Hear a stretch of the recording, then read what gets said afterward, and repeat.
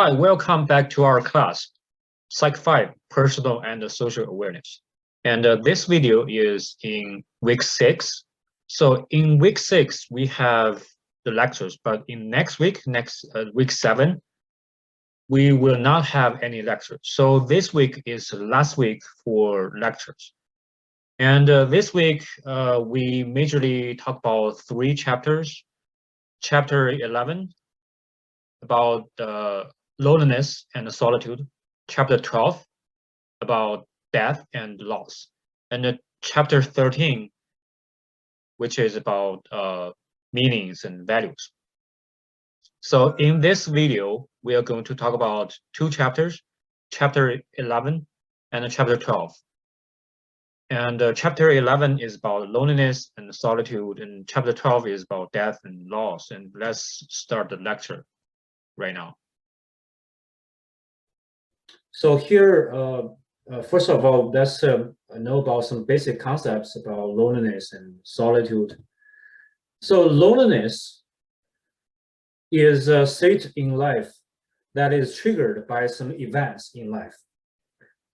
It's a feeling of being lonely or being alone. So there's a sense of have to. So the feeling is feeling lonely. Actually not being alone, but feeling lonely. So loneliness is often related to the pain. So sometimes we feel the pain of being alone because we want to stay with others, but we cannot. Others are not around, or others do not want to stay with us, or there's a situation in which we need to be alone, but we do not want to have those situation. So there is a sense of have to. You have to be in this situation. As a result, there's a pain of that. There's a sadness, there's an anxiety, and so forth. So that is loneliness feels like. Another concept that is close to loneliness is solitude. So this word is not that often seen than loneliness. So solitude is a similar state. It's a situation that people make time to be alone. So in other words, they choose to be alone. It's not a situation triggered by some events that they cannot control, but they control it. They choose to do so. They choose to be alone. They choose to be not around with anybody else. So they are happy with it. It's an expression of the glory of being alone. So they want to be alone. That is solitude. So how to tell the difference between loneliness and solitude? You cannot tell the difference from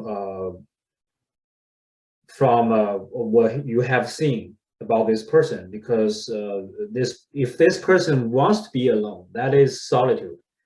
If this person does not want to be alone, it's more likely to be loneliness for that person. So if it is loneliness or solitude, it's purely based on the feelings of that person. From other people's perspectives, it's the same thing.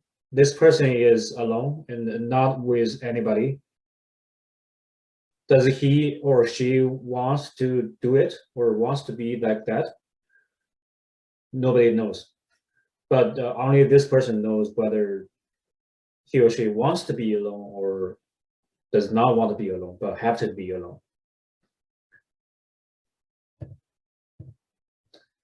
So it's easy to understand the loneliness. So it's triggered by some events that we cannot control. So we have to do that.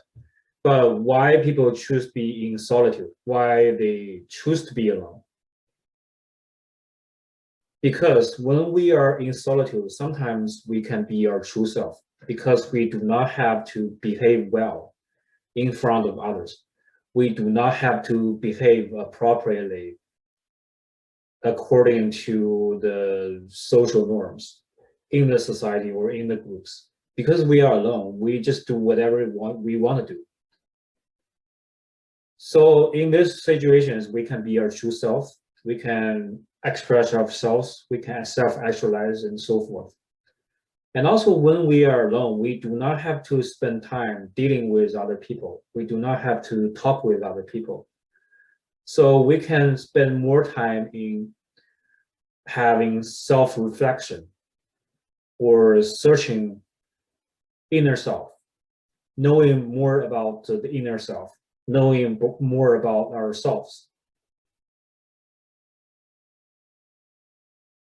And also we can have more time to think about the things happened in our life, in the society. We can have a deep reflection of what is going on and have a more like have a clearer understanding of the things in our life because we have the time. Nobody is disturbing us. So that's why people choose to be in solitude. There are definitely some benefits to be alone. So what are the benefits exactly? There are chances for us to examine our life. So we can have a reflection. We can examine our life. We can evaluate our life. We can see whether our life is good or not, which part is good, which part is not good enough. So we can have the chances to have an overall evaluations.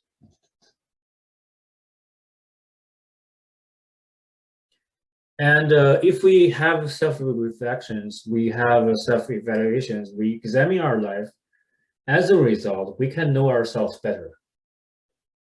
So after we know ourselves better, we can self-actualize ourselves better because we know what we want. We know what we are.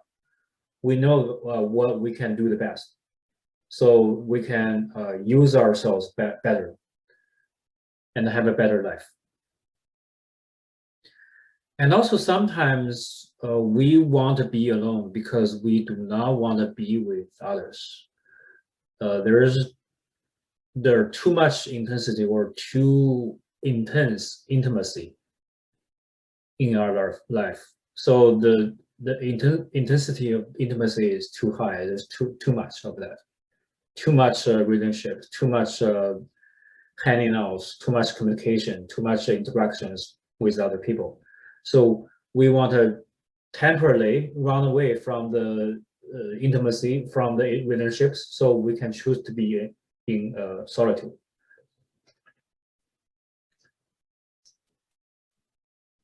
So let's, yeah, so that's that. Here we understand why people choose to be in solitude because of these reasons. The next question is how to keep solitude.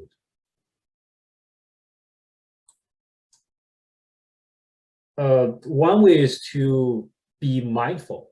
So remember that we have talked about mindfulness in 2 chapters, I think. In chapter about stress and the chapter about wellness. So mindfulness is a way to reduce stress and also is a way to keep healthy, keep mental health and physical health. And also medication. And medication and mindfulness are really similar things because in meditation, you can be mindful. And in a lot of practices of mindfulness, the mechanisms are really similar to medications. When you are mindful, you're aware, totally aware of what is going on. You accept every signal from internal and external environment. And you do not ignore them, you do not remove them, you do not distort them. So you just accept every information as it is, so that you are super aware of what is happening in the current moment. So that when you are mindful by yourself, you have higher possibility to review yourself, to examine your own life, to have a more self-reflection, to think more, to have more thoughts about yourself and other people and the society. So that's how we keep in solitude.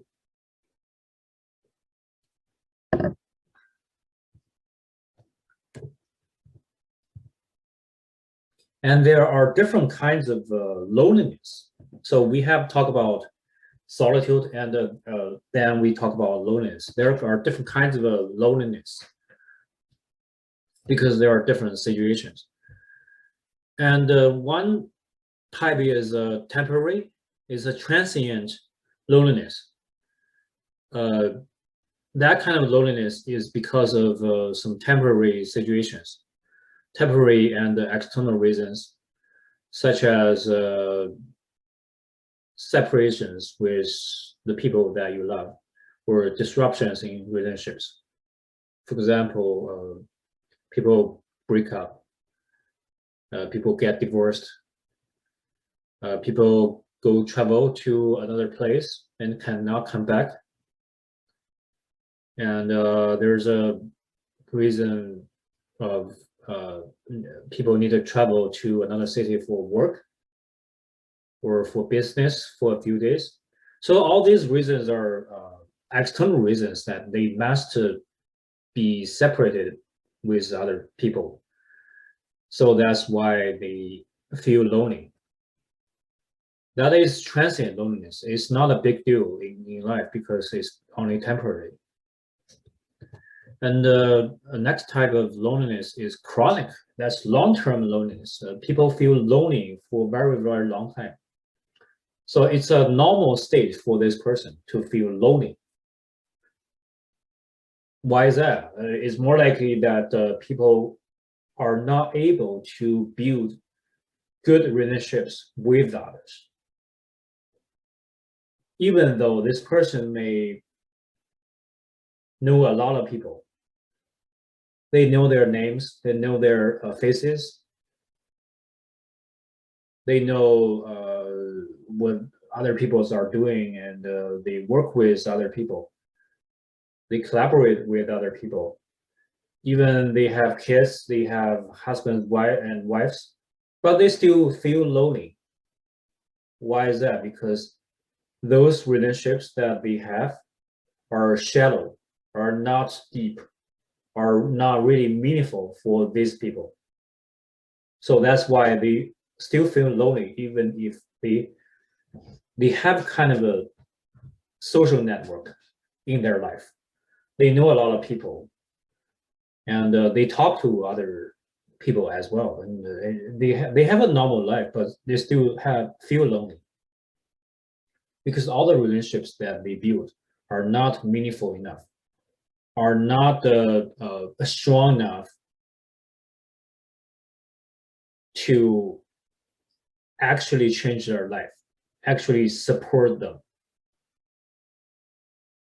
And even though they have a lot of relationships with others, but in some critical moments, other people do not provide emotional support to these people when these people are sad or these people have some difficulties.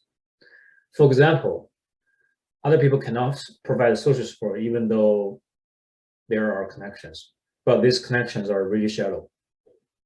So that's why some people are feeling lonely for long term. And another type of loneliness is very interesting. It's oftentimes we do not think of this kind of loneliness. It's called existential loneliness.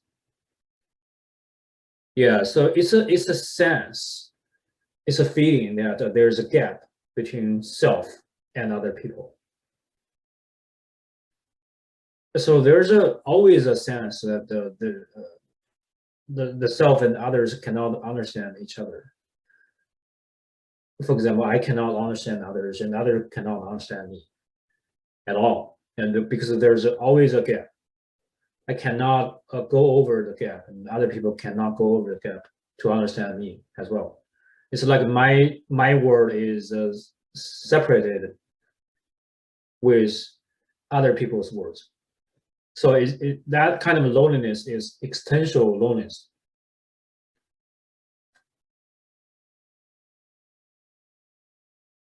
Yeah, so these are the three kinds of loneliness.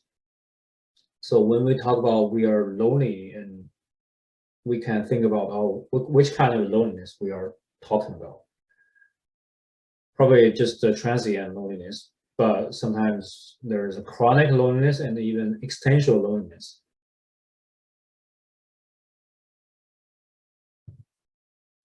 And here's a question for you to think about right now. What are the reasons of being lonely for you? So in what situation you feel lonely, and what are the reasons? External reasons or internal reasons? And do you have any examples of that? And you can pause the video right now and think about these two questions.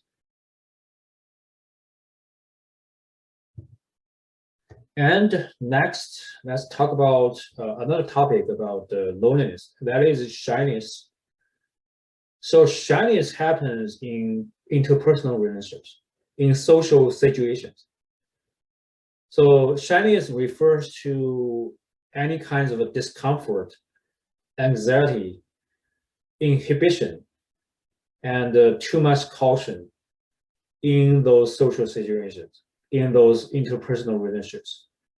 And that kind of shyness, that kind of negative outcomes disturb the process of pursuing personal and professional goals. It means that people have too much discomfort, anxiety, too much caution in interpersonal relationships, so that this kind of discomfort, anxiety stop people from pursuing their own personal and professional goals. So their achievements are negatively influenced by the shyness. So that is shyness. So let's talk about specific characteristics of shy people. So first of all, they are too sensitive. They're overly sensitive to social situations, to the details of the relationships. There is too much sensitivity. For example, if somebody touches others by accident, and this person feels so sorry and say sorry to other people all the time, and maybe other people do not really care. It's just a touch, accidental touch. But this person is too sensitive and feel really sorry to other people. So that is oversensitivity. And also at the same time, shy people are easily to be embarrassed, because they are more likely, they tend to feel embarrassment.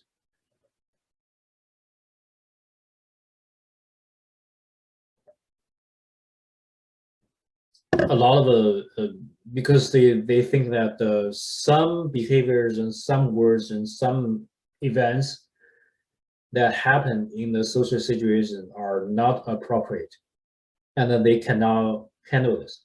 They do not know how to deal with it. So that's why they feel so embarrassed in some situations. And also they are aware of themselves too much.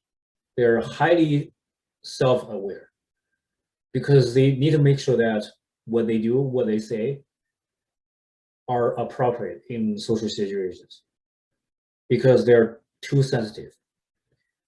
And also their behaviors are inhibited. I mean, it means that they want to do something in the social situations, but they control them. They stop themselves doing those behaviors, because they're too sensitive. They're so self-aware. If they want to do something, they stop doing it because they think that those behaviors are not appropriate in those social situations. So you can see that there's a lot of discomfort because you know they need to control themselves too much, and they cannot get relaxed because in every moment they need to pay attention to their own behaviors and words. And as a result, because they are too sensitive, they are super self-aware, super self-conscious.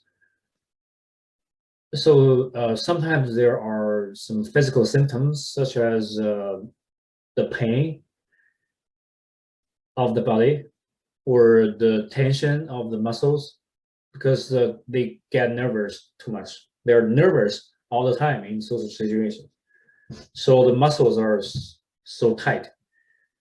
And the heart rate is increased sometimes because they are too nervous in social situations. So and there may be other physical symptoms, but these are two common examples of shyness. So you can see if people are shy, they have this kind of characteristics, and you can tell whether you yourself are shy or anyone is shy. So you can see if that person is too sensitive in social situations, in interpersonal relationships, and whether this person can be embarrassed very easily, or this person is very self-conscious. I have an example in my life. So he used to be my roommate. So he lived next door to me in the same apartment. He was also a college instructor. He was so shy. Like every feature of shyness applies to him. So he's super sensitive, and if other people complain about what he said or what he did, he feels so sorry. He was so nervous and say a lot of things to that person and say sorry, express the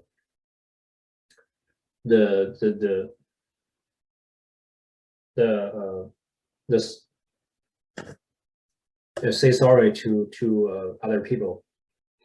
And sometimes what happens was really little. I mean, like it doesn't really matter in life. It's so little that, but this person, my roommate, felt so sorry to other people. And sometimes I can tell that he wanted to show some like facial expressions, but he stopped doing that. So that's how I understand the word inhibition means. You can see inhibition on his face directly. So I like take him as an example.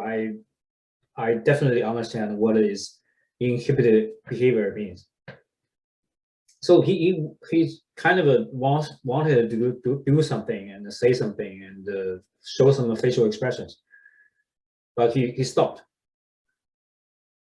before he showed those behaviors and facial expressions.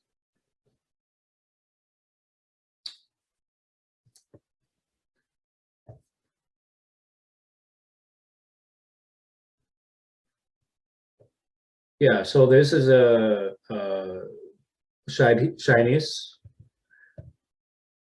and there are also cultural differences about shyness. So in there, I don't know if you know about there are two kinds of cultures or not. One type of culture is called an individualist culture, and the other type of culture is collectivist culture. So in individualist cultures, people value the personal values. They value the importance of every individual. they think that they are separate from other people, and they think that they should pursue the personal goals. Personal goals are more important than the collective goals. But in collectivist cultures, it's opposites. People in those cultures value group, value the importance of being in group, and the group goals are more important than the personal goals.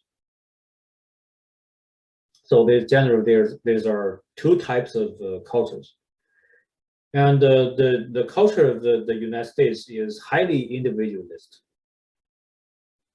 and is low on collectivist.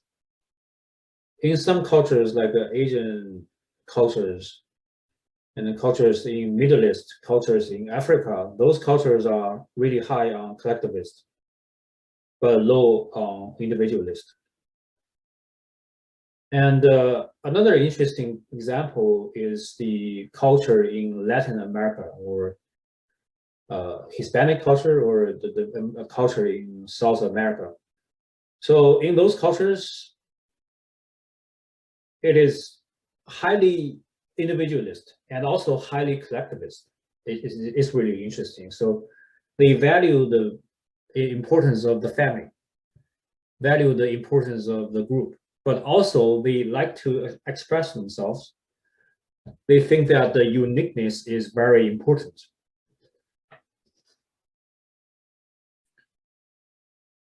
So in individualist cultures, one feature is that people like direct communication and expression. So they just express their own feelings and their thoughts directly to other people.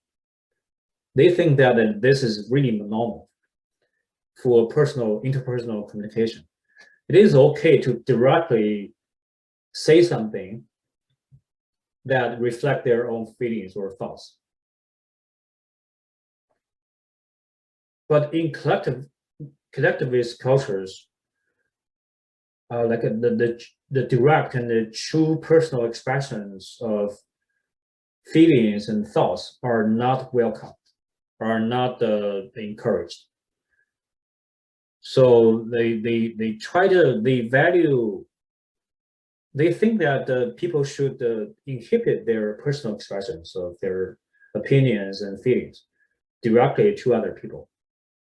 They think that the people should say something more indirectly, more soft. Do not say it too hard. Do not treat other people too harsh.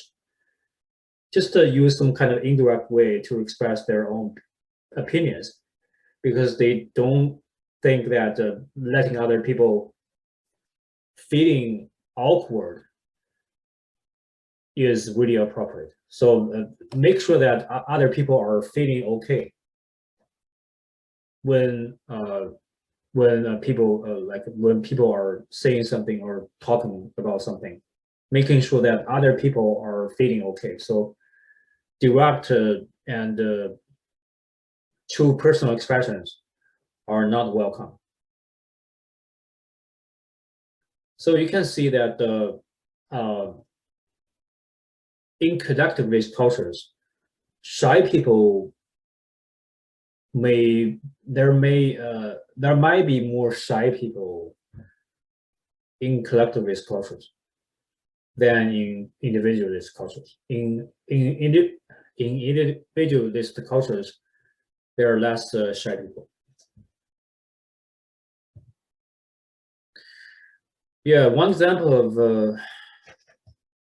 inhibition of personal expression is that people in the Western cultures or individualist cultures, they directly look at other people's eyes when talking. And I think that the people are feeling okay. People like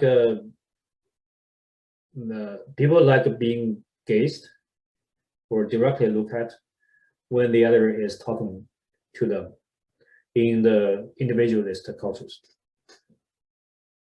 But direct gaze when communicating is not welcome in collectivist cultures, because people think that that is not polite if directly looking at somebody's eyes.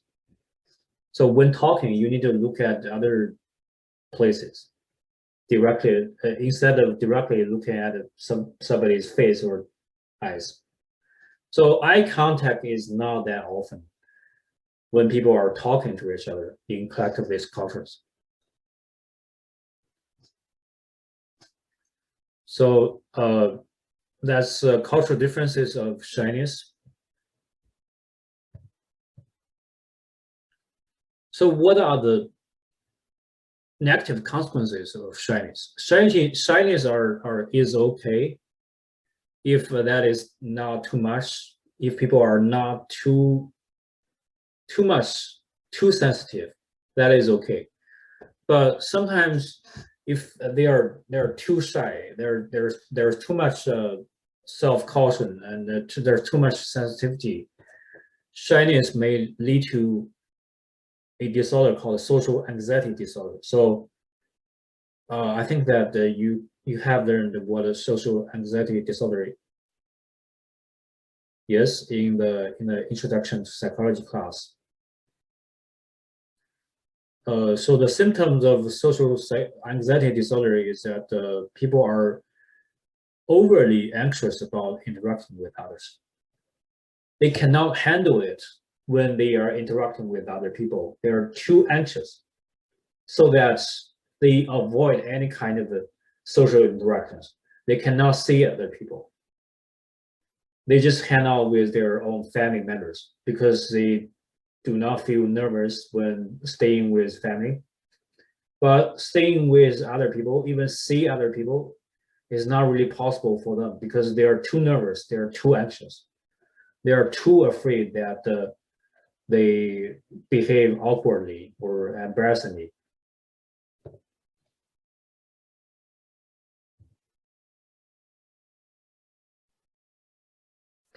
And another thing that I needed to talk about is that shyness does not equal to introversion. So introverts are not shy people, are not necessarily shy people.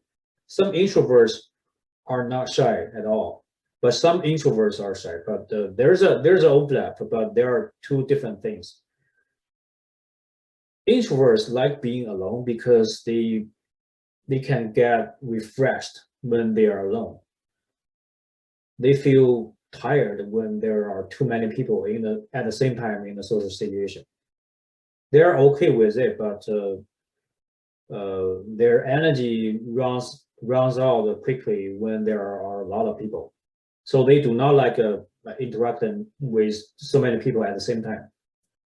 It's okay for introverts to communicate with one or two people, and that kind of situations are the best for them.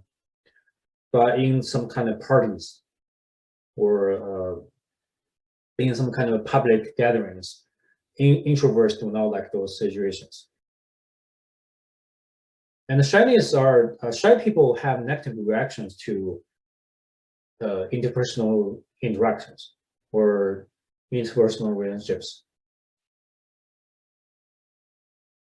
And the introverts do not. Introverts are okay to interact with other people. They do not feel that that is awkward or embarrassing, or they are not too sensitive. They are not overly self-cautious. But shy people are. Shy people are too cautious and are too sensitive and all that. So that is the difference between shyness and introversion.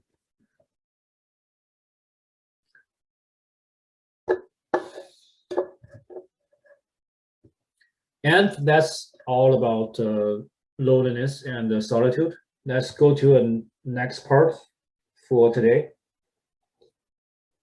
Let's talk about death and loss. So something is missing. Some people are missing. So let's talk about it. So first of all, I want to share a interesting story with you. So I used to hear about a small story from the fiction written by Isaac Asimov. So Isaac Asimov was used to be a really famous guy who write scientific fictions. Yeah, so he was one of the three most important figures of scientific fictions in 20th century. And there's one story that is so interesting, and I want to share with you that. So there's a man. He the story happens in the future. So a man works in the universe, in the space, and there's an accident. His physical body was destroyed. However, somehow his mind was uploaded to the internet. So there's no physical body for this man. This man's mind and feelings and the personality, all that kind of a spiritual stuff, is uploaded to the internet. So he lives forever in the internet. So becomes a man without a physical body. So he can live forever. And never dies, never dies. And gradually he found that time becomes meaningless for him because he never died. He never dies, and so why he cares about time? So there's no need to care about time. Time is not really important for him. So there are a lot of interesting changes occurring to him. So there are two examples that I remember. First one is that his talking becomes more and more wordy, more and more verbose. So, for example, he will articulate very long sentences, and he used some kind of sentences that are so long, and it's like the sentences in some kind of a philosophical books. If you ever read some kind of philosophy books, you can tell that those authors use really long sentences in their writing, and it's like one sentence has a length of 3 or 4 sentences in other books, and this man talks like that. Use very long sentences. Use a lot of clauses in one sentence. It's like that.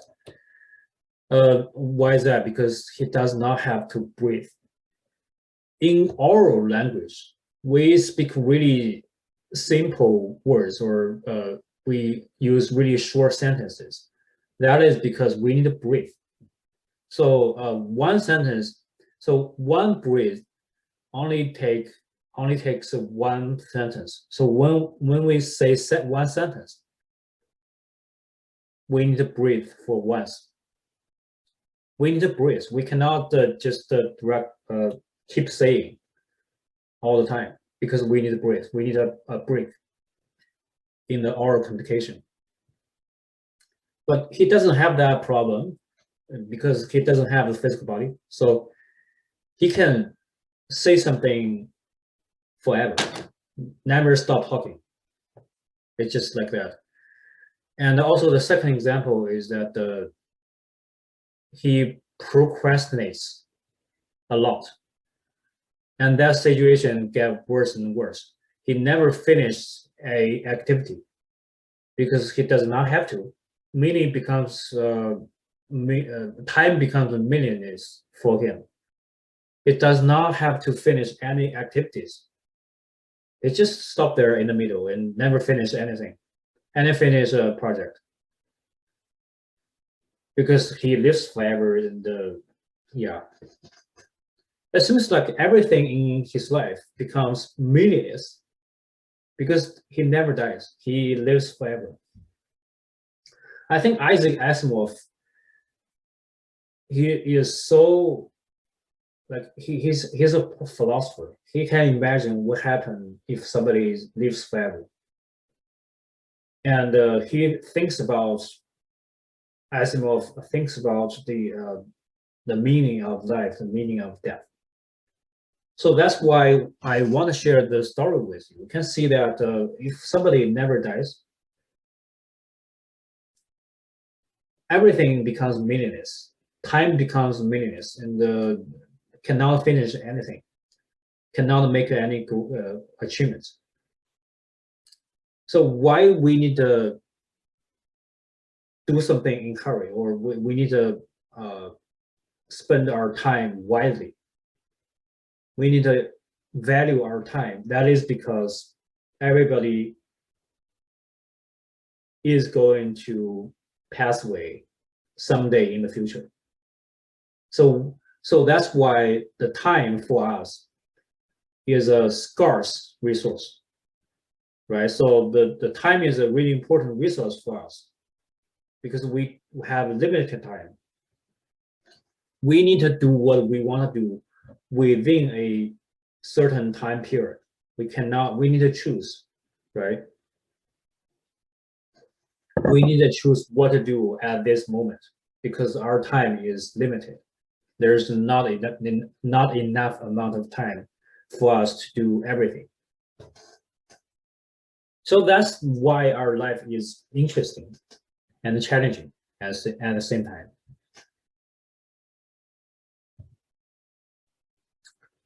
So what kind of implications can you find from the story? I just talk about my understanding of this story, but you can think about your understanding of this story.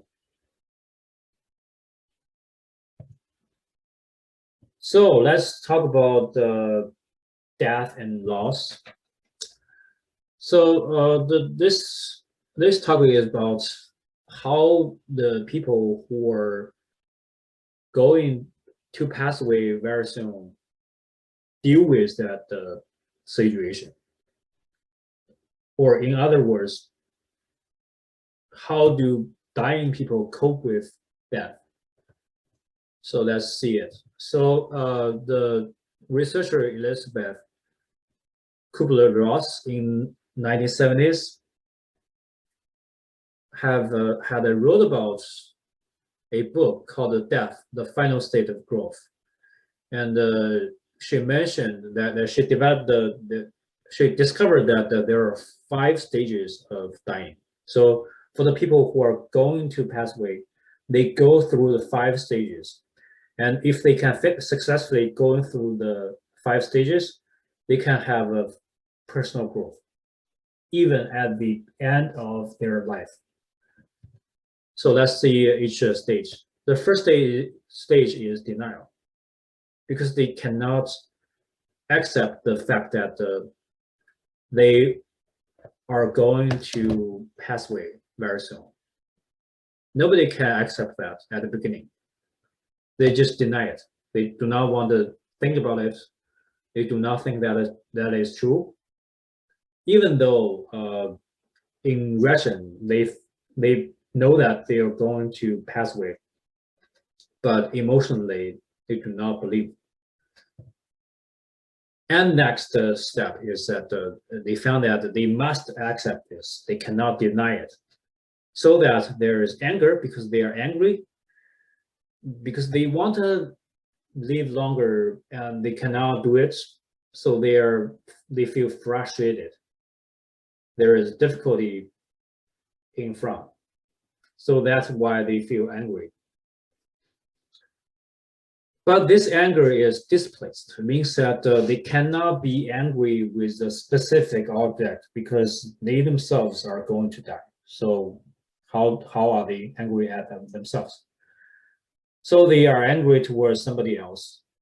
They can be angry toward anyone around. So at this stage, if people around the person allow the person to show the anger, to relieve the anger, that is very nice action to do. Very nice behavior for those dying people, because people need express themselves, even anger. And after denial, after anger, they're angry, and later they found out anger is not working. Denial is not working. So what is working? They're trying to find another way to live longer. So they bargain with somebody, bargain with God, or but they bargain with somebody else. They want to exchange more time. They want to use some kind of better behaviors to exchange for more time. So that's how they bargain. So they do nice things, and they be even kinder to other people. They are even nicer than before, and they try to like use this to exchange more time to live. Next step is that they found that bargaining does not work. No matter how well they behave, the time is limited. They are going to pass away very soon. So anger doesn't work, bargaining doesn't work, denial doesn't work. So what is working? They are so sad. They are so depressed. Nothing is working. And in this stage, it's really important for these people, these dying people, to express the feeling at that stage, express the sadness, just like allowing them to express the anger. If they can express the sadness, they are no longer depressed. And finally, they admit that they are going to pass away very soon. So they accept the reality. They accept that it's the nature. It's a natural law that every life will end eventually. So nothing can live forever. I mean, like, yeah. So they finally accept the fact. Eventually, people will grow. People will grow up. People will accept that life is limited. Everything about their own life is limited, including the time of life. So these are the 5 stages of dying. So that's how people cope with the fact that they are going to pass away very soon. So I think this is very interesting because it helps you to be able to deal with somebody who is dying, and you can see that even at the end of everybody's life, people can grow. People can even have a personal growth.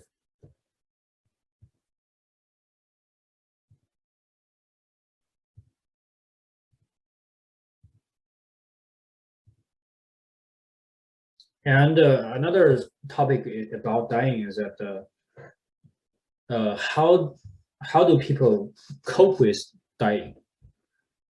There's something to do for the dying people. So there's a model developed by Core in 1992. It's called a task-based model. So there are 4 main tasks for the dying people to finish during that stage. And the first type is the physical tasks. So they need to deal with the undesired physical conditions, because when people are dying, there are a lot of physical health problems. They need to cope with those physical health problems. And the second task is the psychological task. They need to maintain autonomy. They need to make sure that they are secure. The food is secure. They have enough food and water, and they have a home to live in. And the other psychological stuff like they need to deal with the loneliness, for example. They need to deal with the anger. They need to deal with depression and so forth. And the third type of task is social task. They need to still maintain interpersonal relationships with others, even though they are dying. And the last task is spiritual task. They need to deal with their own life purpose. I mean, like what is the meaning of life for them? They need to figure it out. If they can think and feel that their life is meaningful, that is really good.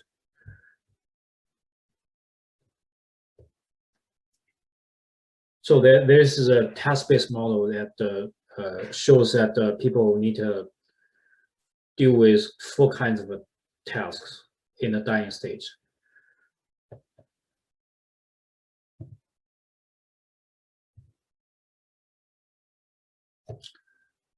And next, let's talk about 2 things: grief and mourning. So let's talk about grief first. So grief is also known as bereavement. So grief is more of the psychological process of finding the feelings when somebody has gone, when a significant person has passed away, or there is a loss that is really important, really significant. For example, a pet is missing, or a pet passed away, or something valuable is missing, or something really important was stolen.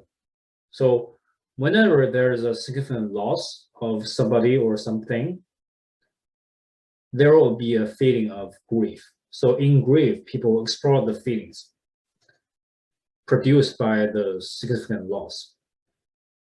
So in the process of grief, people are sad because somebody is gone or something is gone. There is a pain, psychological pain. And sometimes people cannot accept that fact that there's a really severe loss in life. And there can be other stuff. So you can think about other phenomena in the process of grief. And is it good? Is it necessary? Is the grief process needed? Actually, it's a process of finding the meaning again. So something or somebody is really meaningful for them, but that person, that thing is lost, is gone. So they need to find the meaning again in their life. They need to reorganize the meanings in their life. They need to find some other things or other people who can bring them meaning to their life. So in the grief period, it's a process of rethinking this, re-evaluating their own meaning of life. And it's a process of building new relationships, building new meaning in their life, in the future, for the future. And another thing that is related to grief is mourning. So it's an external expression of the feeling of grief.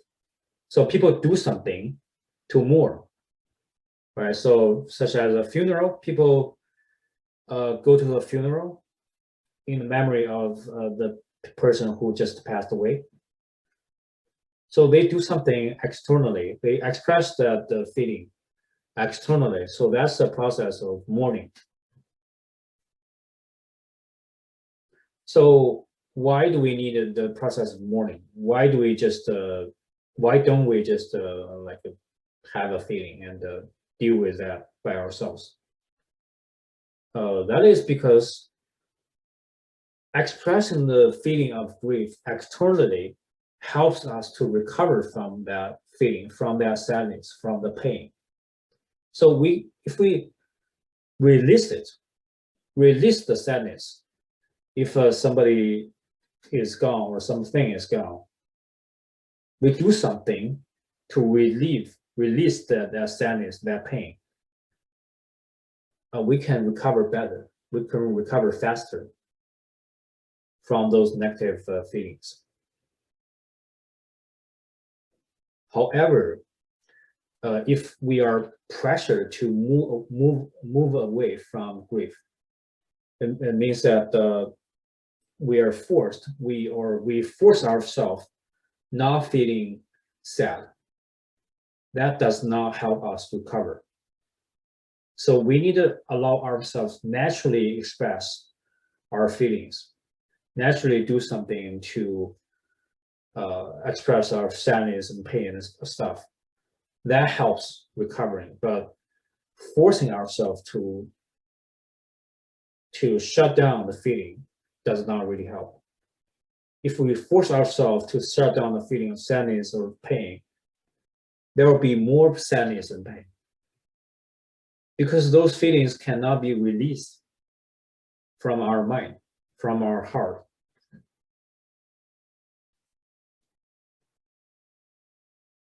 So that's the meaning of mourning. That's why we need the process of mourning, and also we need the process of bereavement.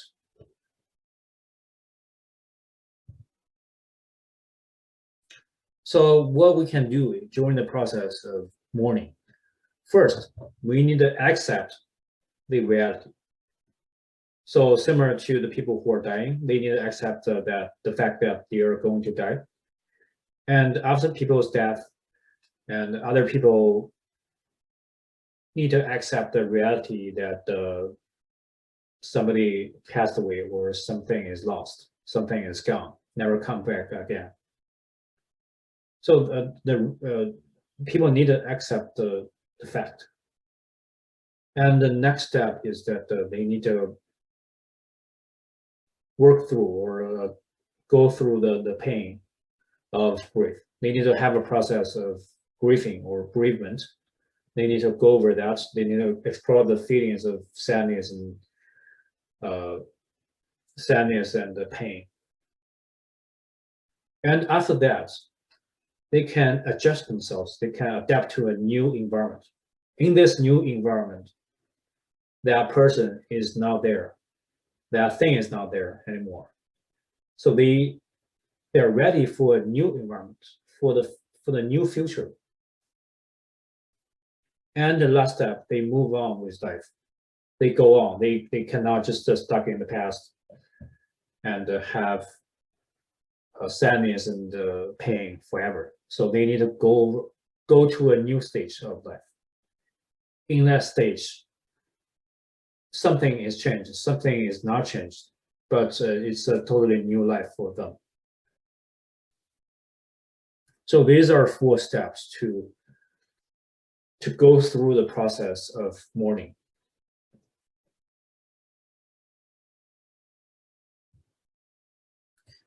Yeah, I think that's it for today's lecture. And here are the things to know about for this week. So there are a lot of things to know about. First of all, we need to know about loneliness, solitude, and also we can tell the differences between loneliness and solitude. And the next, we need to know what shyness is. We need to know the characteristics of shyness, such as overly sensitive or highly self-cautious and so forth.